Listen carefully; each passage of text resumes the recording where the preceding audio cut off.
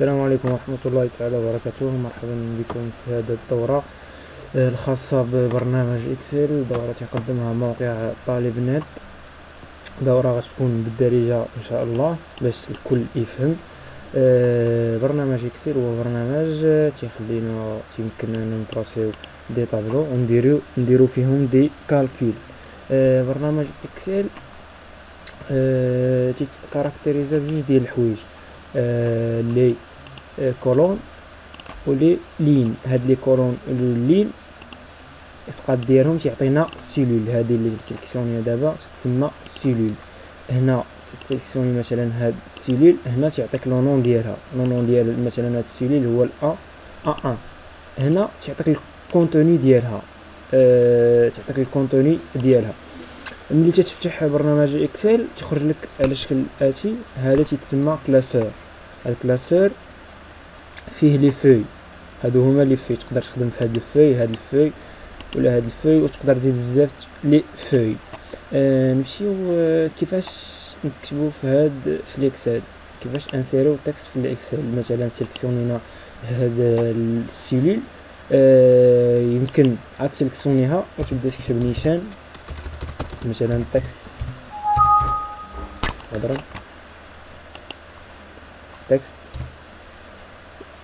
ولا تسيليكسيونيها باش تكتب هنايا في هاد الخانه الخاصه بهذيك السيلول. مثلا كتبنا تكست، هاد التكست كاينه في السيلول A1. فهاد A1 الا بغينا نديرو لا روكوبي ديال هاد التكست بلا ما نبقى نعاودوها، مثلا عندنا بزاف المرات في نفس الكولون، مثلا هنا بلا ما نعاودو نكتبوها مانيوالمون تنحطو السوري باش تبدل تولي هاد بليس، و تنجليسيو جوسكا هذاك لا لين اللي بغينا نوقفو فيها. مثلا لا لين 12 تتعاود نفس الحاجه، اما فيرتيكالمون ولا اوريزونطالمون حتى هي دير نفس الحاجه.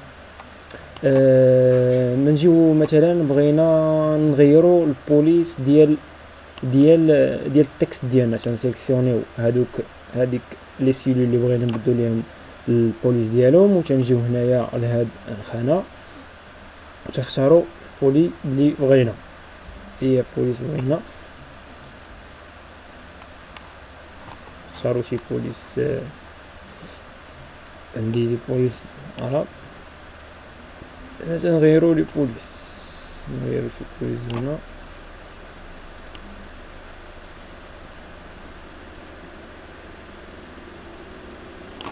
مثلا هادي هنا تتغير لبوليس. الى بغينا نجيو نديرو